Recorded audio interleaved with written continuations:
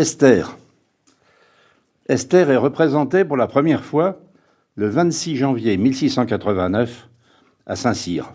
C'est le retour de Racine à la scène, 12 ans après Phèdre. Le dramaturge s'est également replongé dans la foi des jansénistes, au point de se rallier à leur vision du théâtre, qu'il considère comme un art impur. Racine va même jusqu'à défendre à son fils d'assister à des pièces profanes. Ce choix de Racine s'explique par le fait que la commande lui vient directement de Madame de Maintenon, l'épouse secrète de Louis XIV, et Racine y répond donc en courtisan éprouvé. De plus, il accomplit un acte de piété en choisissant un thème biblique tiré du livre d'Esther. Par ailleurs, l'apologie de la tolérance religieuse qu'il développe dans la pièce invite à réfléchir sur la révocation de l'édit de Nantes, promulguée par le roi le 18 octobre 1685 et qui interdit formellement le culte protestant. Madame de Maintenon faisait déjà représenter fréquemment des tragédies aux jeunes filles de Saint-Cyr. Et là, elle demanda à Racine de lui faire, dans ses moments de loisir, quelque espèce de poème moral ou historique dont l'amour fut entièrement banni. Pour Racine, c'était un ordre. Il compose donc cet ouvrage, propre à être récité et chanté. C'est avec Esther et Athalie que Racine, 30 ans après ses débuts, va atteindre la perfection sonore qu'il recherche. À sa langue épurée, il associe désormais la musique, introduit des chœurs, fait appel à Jean-Baptiste Moreau pour exprimer les profondeurs spirituelles.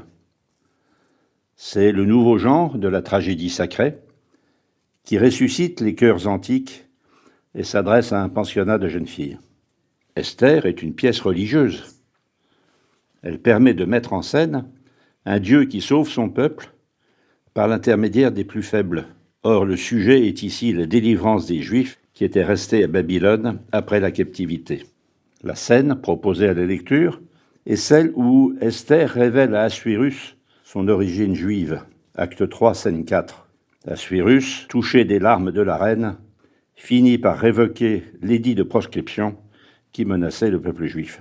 Outre l'inspiration morale et éducative du sujet historique, il faut noter que plusieurs clés établissent clairement des liens entre Louis XIV et Assuérus, entre Madame de Maintenon et Esther, entre les persécutions des Huguenots et celles des Juifs.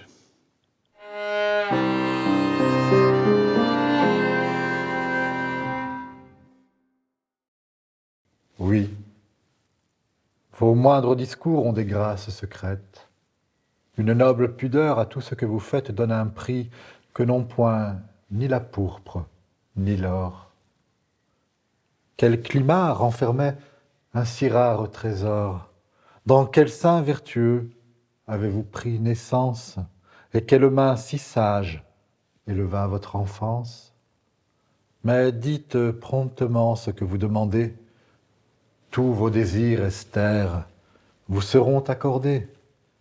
Dussiez-vous, je l'ai dit, et veux bien le redire, demander la moitié de ce puissant empire.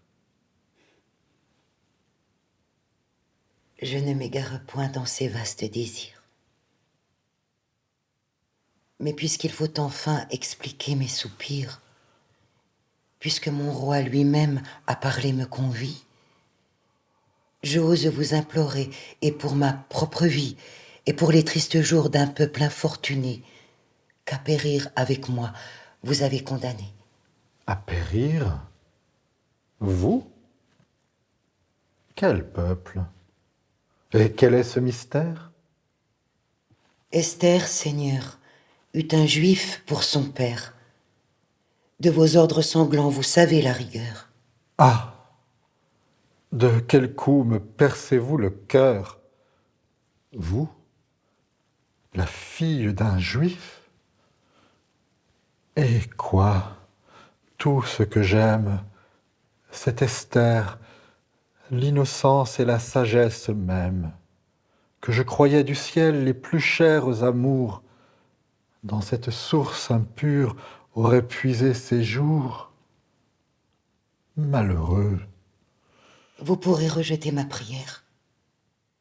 Mais je demande au moins que pour grâce dernière, jusqu'à la fin, Seigneur, vous m'entendiez parler, et que surtout Aman n'ose point me troubler.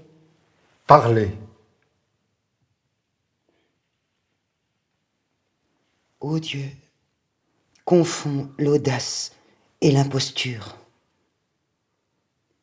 Ces Juifs dont vous voulez délivrer la nature, que vous croyez, Seigneur, le rebut des humains, d'une riche contrée autrefois souverain, pendant qu'ils n'adoraient que le Dieu de leur père, ont vu bénir le cours de leur destin prospère.